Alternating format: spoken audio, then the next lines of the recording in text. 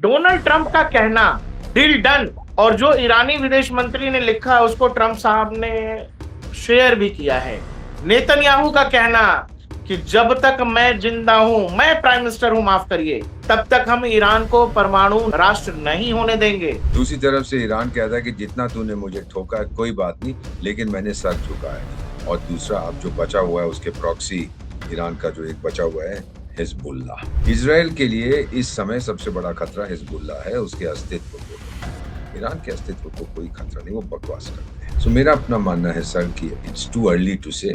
वो जनीवा में साइन हो जाएगा, जिहादिस्तानी सब जा रहे हैं। आप सवाल ये उठता है पाकिस्तान क्यों खुद रहा है, वो क्यों जा रहा है? तुर्की तो चाहता है कि मैं बन जाऊं पूरा। उसने तो कहा था कि मैं इसराइल के ऊपर हमला करूंगा। वो गधा है, वो जो अर्दोवान है, आधा दरबान। और फिर कई लोग कहते हैं कि देखो ये जिहादिस्तान जो है, ये मुन्नी बाई क्या कर रही है अपने देश में। पीओके में तो आपको पता ही है कैसे मार रहा है लोगों को। कुछ रक्षा जानकारों का ये मानना है कि ये जो अपाचे हेलीकॉप्टर पर अटैक हुआ, जिसको ट्रंप ने लेकर कहा कि मेरा इतना बढ़िया हेलीकॉप्टर मार दिया, अब मैं अटैक करूंगा। कुछ रक्षा जानकार ये कह रहे हैं कि अमेरिका ये खुद भी कर सकता है, कि उसको मौका हौसला है चाहिए ईरान को ठोकने का। सर, हमारे एक सेलर्स। डिप्लोमेट के नजरिए से बताइए, किसी देश का मैं क्या बताता हूँ एक्शन हो सकता है? मैं हम बताता हूँ सर। हमारे पास क्या ऑप्शन है? अगर मैं हमको कुछ बताता एक्शन लेना है अमेरिका हूँ। के खिलाफ, तो हमको क्या करना मैं है? दर्शकों नमस्कार, मैं हूं प्रकाश ललित। आप देख रहे हैं डीएनपी इंडिया और आज हमारे साथ फिर से हैं भारत के राजदूत दीपक वोरा सर। सर, बहुत बहुत नमस्कार हमारे साथ जुड़ने के लिए। दीपक धन्यवाद कि सर, आपने मौका दिया। डोनाल्ड ट्रंप का कहना डील डन और जो ईरानी विदेश मंत्री ने लिखा है उसको ट्रंप साहब ने शेयर भी किया है। नेतन्याहू का कहना कि जब तक मैं जिंदा हूं, मैं प्राइम मिनिस्टर हूं, माफ करिए, तब तक हम ईरान को परमाणु राष्ट्र नहीं होने देंगे। ट्रंप का कहना कि परमाणु वाली बात पर ईरान मान गया है। ईरान ने कहा कि अभी हमने इस पर कुछ नहीं सोचा है। ये पूर्ण विराम है कि आगे कहानी बची है अभी आपके मुताबिक? ऑलराइट सर, बहुत-बहुत धन्यवाद। बहुत अच्छा लगता है जब आपके साथ होता हूँ, बहुत अहम प्रश्न पूछते हैं। मैं जानता हूँ तीनों खिलाड़ी जो इसके अंदर हैं, रहा हूँ वहाँ। यूनाइटेड स्टेट्स, इज़राइल और ईरान, इतना आपको बता देता हूँ। ये तो ट्रेलर है, पिक्चर अभी बाकी है। अभी आप जो देख रहे हैं डोनाल्ड ट्रम्प, वो चाहता था कि मेरे जो भी है अमेरिका के अंदर, मेरी छवि बड़ी खराब है, हमारे इलेक्शन होने वाले हैं, मेरी पार्टी हार जाएगी। तो अब मेरे लिए एक ही रास्ता है कि मैं जाके कहूँ हम जीत गए, ईरान मान गया है, तो मैं वापस आ जाऊँगा। दूसरी तरफ से ईरान कहता है कि जितना तूने मुझे ठोका है कोई बात नहीं, लेकिन मैंने सर झुकाया नहीं। इज़राइल कहता है 2 चीज़ें इज़राइल के लिए बहुत ज़रूरी हैं, एक तो ईरान के परमाणु वेपन और दूसरा अब जो बचा हुआ है उसके प्रॉक्सी, ईरान का जो एक बचा हुआ है हिज़बुल्लाह। कहता है मैं उनको ठोकना चाहता हूँ। कोई सवाल नहीं है, मैं उनको जीने नहीं दूँगा, उन्होंने मुझे बहुत तंग किया है। अब इज़राइल अगर नहीं मानता और ईरान अगर फिर से हथियार देने शुरू कर देता है हिज़बुल्लाह को, तो फिर इज़राइल ईरान को ठोकेगा। इज़राइल के लिए इस समय सबसे बड़ा खतरा हिज़बुल्लाह है, उसके अस्तित्व को है। ईरान के अस्तित्व को कोई खतरा नहीं, वो बकवास करते हैं। कभी भी इज़राइल ने नहीं कहा कि ईरानियन लोगों को जीने का अधिकार नहीं है, जबकि ईरानियन बार-बार उनके सुप्रीम लीडर्स कहते रहते हैं, यहूदियों को दुनिया से मिटा दो।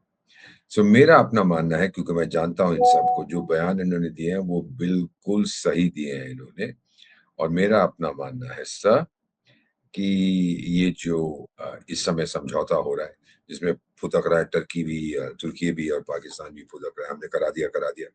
मेरा अपना मानना है कि ये बहुत ही, ये कहते हैं ना अंग्रेजी में स्केटिंग ऑन थिन आइस। आप बड़ी पतली बर्फ पर स्केटिंग कर रहे हैं, किसी वक़्त गिर सकते हैं अंदर। मेरा नहीं मानना ये चलेगा। अब मुझे ये देखना है, अगले आपको 4 दिन में पता लग जाएगा, क्या वो अपने युद्धपोत वहाँ से हटाता है, क्या वो अपने सिपाही वहाँ से कम करता है? नहीं तो बोलेगा कि देखिए, हमने तो गुड फेथ में ये किया था, अमेरिकी लोगों को कहेगा। मैं तो सब कुछ करने को तैयार था, पर ये बदमाश ईरानियन देखो, इन्होंने मेरी बात नहीं मानी। ये गलती सारी इनकी है, अब मैं इनको ठोकूँगा। सो मेरा अपना मानना है सर कि इट्स टू अर्ली टू से। वो जनीवा में साइन हो जाएगा, जिहादिस्तानी सब जा रहे हैं। आप सवाल ये उठता है, पाकिस्तान क्यों खुदक रहा है? वो क्यों जा रहा है? उसको ट्रम्प ने बोला आ जा। अच्छा, ये आपको पता है ना सर कि जब इज़राइल से बात करना चाहता है डोनाल्ड ट्रम्प, किससे बात करता है? नेतन्याहू से। भारत से जब बात करना चाहता है, आपके प्रधानमंत्री से बात करता है। कभी-कभार रूस से बात करता है तो व्लादिमीर पुतिन से, चीन से बात करता है तो टिंग टोंग से। लेकिन जब जिहादिस्तान से बात करता है तो वो पिंजड़े वाली मुनिया से बात करता है। वो उनके प्रधानमंत्री को कहता है, यार देख तू बाहर खड़ा होकर चाय वाय बना मेरे लिए, और मेरे गंदे कपड़े हो गए, धो दे उनको। वो फील्ड परवाह नहीं करता। मार्शल है, आप उसको, मैं टोकूंगा आपको, वो फील्ड मार्शल है, आप उसको हमेशा बेइज्जत करके पिंजरे वाली मुनिया ही बोलते हैं। सर कभी जनरल बोल दो, कभी कुछ बोल दो, अच्छा पिंजरे चलिए, वाली खेती मार्शल, मुनिया। खेती मार्शल, ठीक है सर। फील्ड तो खेत होता है ना। खेती हाँ मार्शल खेती बोल दो। मार्शल। अच्छा, तो खेती उसको बुरा मार्शल को लग आपने जाएगा दीपक से। करने लगने दो ना, मेरा क्या इतना बड़ा मेरा निगोशिएशन कर रहा है वो मिडिल ईस्ट का। क्या नेगोशिएशन कर रहा है? अगर ट्रम्प ना चाहता ये करना, सब ट्रम्प के इशारों पर उछल रहा है ना। अच्छा, अब सवाल ये उठता है, तुर्की तो चाहता है कि मैं बन जाऊं पूरा, उसने तो कहा था कि मैं इजराइल के ऊपर हमला करूंगा। वो गधा है वो जो अर्दोवान है, आधा दरबान। इजराइल का है, आजा भाई, अगर करना है तो फिर आपने तेरे साथ भी दुनिया के निपटेंगे। सारे नेताओं के इस तरह के नाम रखे हुए हैं। बुढ़ा हो गया, नाम भूल मैकडोनाल्ड जाता है। ट्रम्प, आधा दरबान, वो उसको कहते थे बांग्लादेश वाले, कोई उन्नीस को कहते थे कि यूजलेस खान, खानसामा है। हिलरी यूजलेस खान, क्लिंटन का, हिलरी खानसामा, क्लिंटन का मोहम्मद यूजलेस। खानसामा था useless Khan. Sir sir, point is, मैं जो कहता हूँ सर, उसमें गहराई होती है। एक तो बुढ़ा हो गया, नाम भूल जा, कौन नाम रखेगा इनके याद, बेवकूफों के। तो मैं अपने सही तरीके के नाम देता हूँ। अब देखिए, मैं आपको एक बताता हूँ, ये जो हम लोगों के ना सर, आप लोग तो मीडिया के बहुत प्रोमिनेंट हैं, आप खुद पर्सनली वन ऑफ द आप बेस्ट जर्नलिस्ट। आप ही हमें बता देते हैं क्या हो रहा है। फौजी आपको कई बार जो आते हैं आपके चैनल्स पे, दूसरे चैनल पे, वो कैसे हो रहा है, वो यहाँ से जाएगा वहां से। हमारी ट्रेनिंग होती है क्यों हो रहा है, इसने पाकिस्तान को क्यों सिलेक्ट किया है, चाचा है, भतीजा है, बहनोई है, क्या बात है। 1971 में जब जंग हुआ था, उस समय राष्ट्रपति और आर्मी चीफ पाकिस्तान के दोनों एक ही व्यक्ति था। उसका नाम था कोई खैया खान या यैया खान, ऐसे कुछ, या खान, ऐसा कुछ नाम था उसका। याह्या खान। ऐसा ही कुछ नाम था उसका। तो वो या ने क्या किया था, वो अमेरिका के राष्ट्रपति होता था रिचर्ड रिचर्ड मिक्सन, मिक्सिंग, मिक्सिंग नहीं, निक्सन। वो मैं उसको मिक्सिंग मिक्सिंग कहता हूँ। तो रिचर्ड मिक्सिंग साहब बात करते थे या खान से, क्यों? क्योंकि उनको चीन के साथ अपने संबंध अ, बराबर करने थे, और वो चाहते थे कि जिहादिस्तान उसकी मदद करे। फिर अपना सातवां भेज दिया। फिर उसका एक होता था सिक्किम में, सुन लीजिए, सिक्योरिटी एडवाइजर, जिसका नाम था किसिंजर। वो सबको किसिंग करता था, किसिंगर। तो वो किसिंगर अभी मर गया, अच्छा हुआ। ये लोग जो थे, इन्होंने भारत को बहुत सताया। पाकिस्तान के साथ क्यों दोस्ती थी? क्योंकि एक तो चीन के साथ करना था उनको, और फिर पाकिस्तान ने कहा था तू फिक्र मत कर टाइगर, सोवियत संघ ने अगर कहीं पर हमला किया, मैं हूं ना, क्या फर्क पड़ता है, अमेरिकी जान एक भी नहीं जाएगी, मेरी जान तो बड़ी सस्ती है, $10 दे देना, मेरे जितने सिपाही मरेंगे काफी है मेरे लिए। Now this was in 71। वही खेल आज खेला जा रहा है सर। जब मैं फ्रांस में पोस्टेड था, पढ़ रहा था, तो एक वहाँ फ्रेंच सैटिरिस्ट, उसका नाम था जॉन बाप्टिस्ट लकार, उसके बारे में हम पढ़ते थे उसकी किताबें। उसमें लिखा हुआ था कि दुनिया जितनी बदलती है, चीजें जितनी बदलती हैं, उतनी वही रहती हैं। 71 और आज में कोई फर्क नहीं, जहां तक अमेरिका और जिहादिस्तान के संबंध है। आफ्टर ऑल, वो क्यों फुदक रहा है, क्यों बात करता है पिंजरे वाली मुझे, my favourite field marshal, he is a tough guy, I like tough guys, क्यों? क्योंकि अगर ईरान ने वो नहीं किया जो अमेरिका चाहता है, जिहादिस्तान से बोलेगा जा ठोक के आ। और ये मिंजरे वाली मुनिया क्या बोलेगा, जनाब मैं अभी जा रहा हूं, मेरे लोग मरेंगे, क्या फर्क पड़ता। सर, आपको याद होगा, मैं बता देता हूं, डोनाल्ड ट्रंप ने क्या कहा था, ईरानियन कितने मर रहे हैं, अच्छा है कि अमेरिकन कोई भी नहीं मरा। American lives are precious. आपकी और मेरी जिंदगी की कोई मायने नहीं है उसके लिए। तो इसको अगर आप ध्यान रखें, he is keeping Iran in reserve, Pakistan in reserve. अगर मुझे ठोकना पड़ा ईरान को, मैं नहीं जाऊंगा, ये जाएगा मेरे लिए। तो और दूसरी चीज जो मैं बताऊंगा, इसराइल का भी आपने जिक्र किया, इसराइल तो हिजबुल्लाह को खत्म करेगा, सर सवाल नहीं पैदा होता। अब सिरिक के बारे में पता नहीं है, आपने देखा था या मैंने आपसे बात की थी पिछली बार के नहीं, जहां पर अमेरिकन डिसैलिनेशन प्लांट पे हमला किया था, याद है आपको? हाँ। दक्षिण ईरान में है। सारी दुनिया ना, देखो जी फिर ये कर दिया, फिर वहां खारा पानी कैसे पिएंगे। फिर मेरा दिमाग काम करता है कि सिरिक को क्यों चुना है? ऐसे बहुत सी जगह है, कोस्टल एरिया, जहाँ पे डिसैलिनेशन, यहाँ पे क्यों? क्योंकि सितंबर 2025 में $25 बिलियन का ईरान और रूस ने हम समझौता किया था। रूस वहां पर 4 न्यूक्लियर रिएक्टर बनाएगा, 5 गीगावाट की कैपेसिटी, $25 अरब। और वहां पे रूसी लोग मौजूद थे देखने के लिए कि काम कब शुरू करें। और ये जो यूरेनियम एनरिच है ना सर, जिसकी अभी कोई बात नहीं हो रही, एनरिच यूरेनियम उसी के लिए बनाया जा रहा था। तो ये सब बकवास है कि बिजली पैदा करेंगे बिजली पैदा, क्योंकि ईरान को अगर वो यूज़ करता है न्यूक्लियर एनर्जी का अपनी बिजली की रिक्वायरमेंट के लिए, उसकी बिजली की रिक्वायरमेंट बहुत है, तो जितना तेल बचेगा उसका, उसको एक्सपोर्ट कर सकता है। तो ये बहुत ही कॉम्प्लिकेटेड गेम है, पर सिरिक के अंदर ही ये बनाए जा रहे थे, तो अमेरिका ने उसको ठोका था। सो मेरा मानना है, रूस को उन्होंने पहले कह दिया था कि हम भी ये करते हैं सर। रूस को पहले कह दिया, देख भाई, तेरे लोग वहाँ फुदक रहे हैं और हम उनको ठोकने जा रहे हैं, तो अपने लोगों को वहाँ से बाहर निकाल दे। तो कर दिया होगा उसने, बाहर निकाल दिया वहाँ से, बहुत मारा, वो डिसैलिनेशन प्लांट तोड़ दिया, ये वो। अब कहाँ तक सिचुएशन स्टेबलाइज़ होगी, मेरा नहीं मानना है। ईरान कहता है मेरे पैसे लाओ, अमेरिका के बयान दिया था ट्रम्प ने, पहले जिन लोगों का नुकसान हुआ है खाड़ी में, उनके लिए हम तेरे पैसे देंगे। सो अब सिचुएशन बड़ी बड़ी बड़ी डेलिकेट है। 14 पॉइंट का ईरान कहता है ये मेमोरेंडम हम साइन कर रहे हैं, वो तो एमओयू है, मेमोरेंडम ऑफ अंडरस्टैंडिंग, उसकी कोई लीगल सैंक्शन नहीं होती। अभी देखना है कि अग्रीमेंट कब होती है, और अग्रीमेंट होती है कि हम ये करेंगे, तो उसका एस्केप क्लॉज, ऐसे बहुत सी चीजें अभी देखने वाली।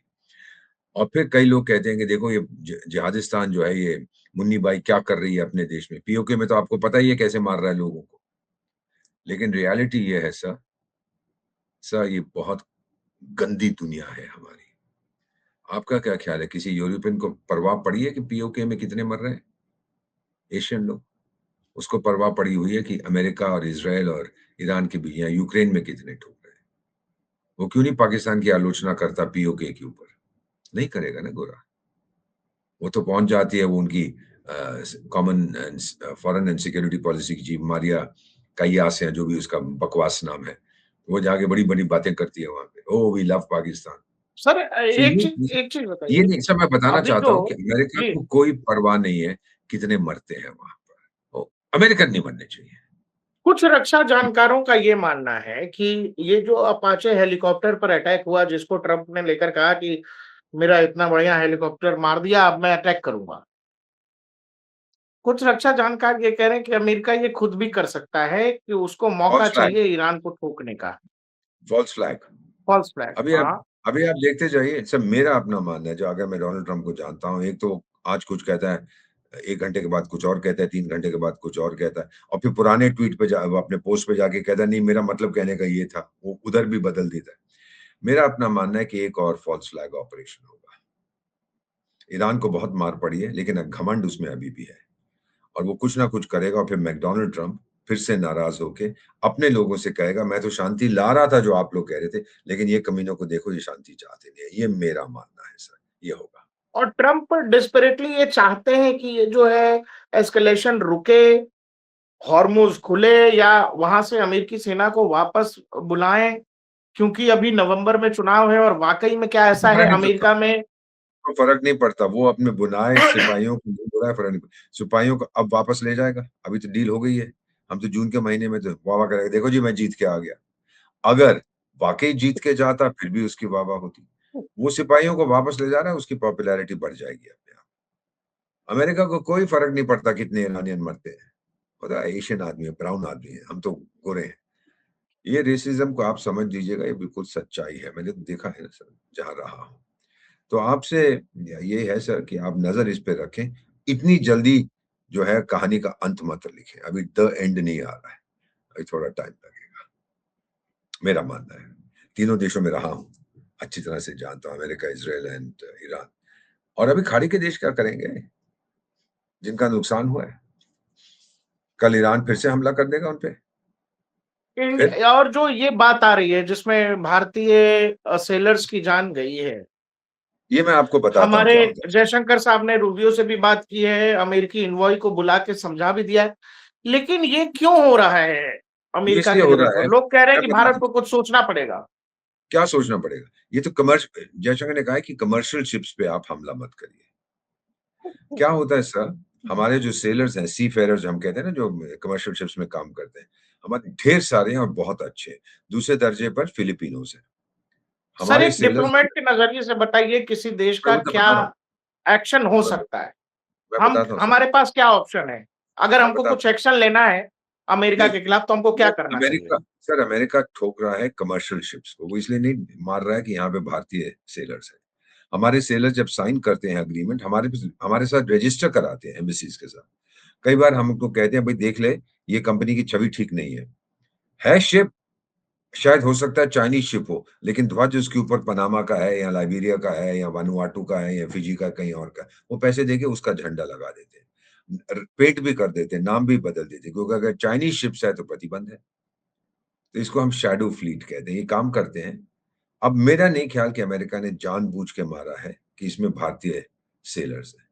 उसने ठोका है इसको कि ये कमर्शियल शिप है और हमारे लोग मारे गए। उनको ध्यान बरतना पड़ेगा सर। एक तो होता है लालच गुड इनकम का, दूसरा होता है आप अपनी जान के बारे में भी सोचा। हम क्या कर सकते हैं? हम जो कर सकते हैं डिप्लोमेटिक प्रेशर जितना डाल सकते हैं, विदेश मंत्री से वहाँ की उसके बात किए, वो क्वाड का मेंबर है, G7 अब होने वाला है, जो आज प्रधानमंत्री निकल गए हैं फ्रांस के लिए, वहां पर भी हो सकता है डोनाल्ड ट्रंप के साथ प्राइम मिनिस्टर की बातचीत हो। तो ये मुद्दे जो हैं कि भाई शायद वो मुबारक देंगे, बड़ा अच्छा किया सर। G7 से पहले ही तो ट्रंप ने किया ये एग्रीमेंट। आपको लग रहा है G7 में मीटिंग होगी प्रधानमंत्री और डोनाल्ड ट्रंप की? 100%। और फिर डोनाल्ड ट्रंप ने ये एग्रीमेंट G7 की मीटिंग से पहले किया है ना, ताकि वहां जाके सबको बोलेगा आ गया मैं शेर, मैंने ईरान को सही कर दिया। G7 के जितने सदस्य हैं ना सर, आप लिस्ट उनकी देख लीजिए, United states, Canada, Britain, France, Japan, Germany, ये वो, कोई भी ईरान को पसंद नहीं करता। सच्चाई है ये। तो डोनाल्ड ट्रंप जाके बोलेगा देखिए मैंने उनको सबक सिखा दिया, अब जंग हमने खत्म करी, वो बड़े खुश हो जाए। ये मेरा मानना है। इसीलिए अभी किया है, नहीं तो एक हफ्ते बाद क्यों नहीं? अभी कह रहे हैं 60 दिन का करेंगे, अभी 30 दिन में ये होगा, 60 दिन में ये होगा। 60 क्यों भाई? 65 क्यों नहीं? 55 क्यों नहीं? 40 क्यों नहीं? तो ये फिगर्स होती हैं, इन पे कोई भरोसा नहीं किया जा सकता, हालत बदल सकती है। ईरान में वो सोचता है कि अंदर से इंटरनल मूवमेंट होगी, पता नहीं होगी कि नहीं, लेकिन चाहता तो वो यही है कि किसी तरह से वहां मूवमेंट हो और फिर मैं ये और ठुके।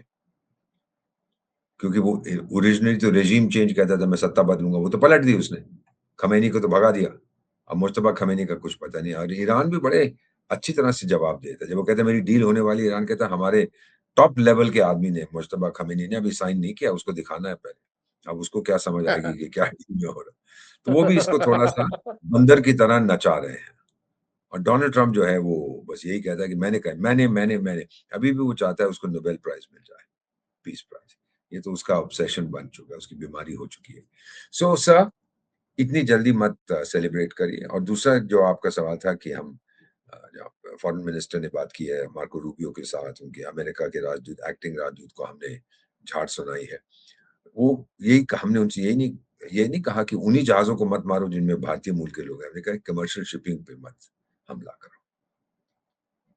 और उसमें हम क्या कर सकते हैं अपार्ट फ्रॉम डिप्लोमेटिक प्रेशर? मेरा नहीं ख्याल हम डिप्लोमेटिक संबंध उनके साथ तोड़ देंगे, मेरा नहीं ख्याल हम उनका हमला करेंगे, मेरा नहीं ख्याल हम लड़ेंगे उनके साथ। वो यही है कि जितना हो सकता है हम करते जाएंगे, और ट्रेड में भी हम कुछ इसका असर नहीं होने देंगे। कहेंगे कि वो कहेगा कि हमने इन्वेस्टिगेशन करेंगे, क्या हो गया था। और सर ये जो इन्वेस्टिगेशन शब्द है ना, ईरान भी इन्वेस्टिगेट कर, मैं भी करता हूँ, तो इन्वेस्टिगेशन की एक रिपोर्ट आने में कोई 300-400 साल लग जाते हैं। तो ठीक है, जब तक रिपोर्ट आएगी, आप और मैं तो कितनी बार जन्म लेके वापस चले गए होंगे ऊपर। तो अफगानिस्तान में तो मुझे पता है, जब मैं वहां था, कि मार देते सिविलियंस को, मार दिया इसको उसको, बच्चों को मार दिया। हम इन्वेस्टिगेट करेंगे और रिपोर्ट उसकी कब आएगी? अरे रुको यार, देखो अभी इन्वेस्टिगेशन होने दो, अगले 25-30 साल में आपको रिपोर्ट दे देंगे, चल भाई देखी जाएगी फिर क्या होता है। तो this is the reality sir. America अभी पाकिस्तान ने तक ये कहा है, जो सिप्री वाली रिपोर्ट पे हम लोगों ने बात की थी, पाकिस्तान का ये कहना है कि सिप्री की रिपोर्ट में तो कम संख्या बताई गई है, भारत ने इससे ज्यादा न्यूक्लियर तैनात कर रखे हैं। इस पर कोई कमेंट करना चाहेंगे आप? अगर वो मुझसे सिपरी से, अगर वो जो कहना चाहता है हमसे ज्यादा जानता है, अपने लोगों को डरा रहा है क्योंकि वो भी कुछ करना चाहता है, वैसे तो कह दे, क्या फर्क पड़ता है। जब भी उसके पास उसकी इंटरनल सिचुएशन खराब होती है, वो ये भारत का जो है भूत खड़ा कर देता है, जी भारत आने वाली। ये नहीं था शुरू में जब हमने कहा था सिंधु नदी को हम पानी रोक रहे हैं, तो जी मैं तो न्यूक्लियर वॉर कर दूंगा। अच्छा जी, वहां का एक बहुत बड़ा जर्नलिस्ट है, आप भी जानते हैं, वो हजाम जो है वहां पर, उसने बातचीत ये की थी, और उसने तो कहा था हम न्यूक्लियर बॉम्ब फेंक देंगे, ये कर देंगे, फिर बोला कि हम मिसाइल से उड़ा देंगे उनके डैम को। अबे गधे, डैम तो अभी बना नहीं है, ना कोई बनाएगा। पानी को डाइवर्ट कर दिया तो कर दिया, तू क्या कर लेगा। फिर उनका वो पुराना यहाँ पे वो बिग शिट होता था, क्या नाम था, शिट विट कोई नाम था उसका, वो भी यहाँ पे, अब्दुल बाशिक। हाँ वही बाशिट शिट, वही तो मैं कह रहा हूँ ना सर। तो उसने भी कुछ कहा था कि हम भी न्यूक्लियर वॉर बॉम्ब फेंक देंगे। ये बकवास करते हैं क्योंकि वो मुल्ला ने उनको बोला होगा, वो पिंजड़े वाली ने कि बोल, तो उसने बोल दिया। अभी सच्चाई जो मैं देख रहा हूँ, वो डरे हुए हैं सर। अल्टीमेटली किया क्या है? न्यूक्लियर बॉम्ब फेंका है, धमकी नहीं दी, वो चला गया यूएन के पास, अंकल मुझे बचा लो, ये भारतवासी कितने खराब लोग हैं। वो वहीं जाके रोएगा, कुछ कर नहीं पाया। वो था एक वहाँ पे, वो भी तो है सर, जिसको मैं हमेशा कहता हूँ बिल्लू भुट्टे वाला और सांड का सांड, इतना मोटा है। पहले मंत्री भी होता था, उसकी माँ भी शायद प्राइम मिनिस्टर थी या प्रेसिडेंट थी। क्या नाम था उसका? आ, बेनज़ीर। वो क्या नाम है उसका? बिल्लू भुट्टे वाला। तो बिल्लू भुट्टे, बिल्लू भुट्टे हाँ, वाला, बिलावल भुट्टो। हाँ, हाँ, वही बिल्लू भुट्टे वाला। तो बिल्लू भुट्टे वाला क्या बोलता है जब हमने कहा कि हम पानी, वो हमारा पानी बंद करेगा, हम उनका सांस बंद कर देगा। अंग्रेज की औलाद। So this is my feeling. वो कुछ करेंगे नहीं, वो रोएंगे, ये करेंगे। और ये जो कह रहे हैं कि इतने सारे उसके मिसाइल्स रेडी हैं, ये बिल्कुल बेकार की बेबुनियाद बात है, मुझसे ले लीजिएगा सर। सर, पीएम साहब को याद है आपको बालाकोट के पास जब पाटन गुजरात में कह रहे थे, अगर अभिनंदन को ना छोड़ते तो कत्ल की रात होती।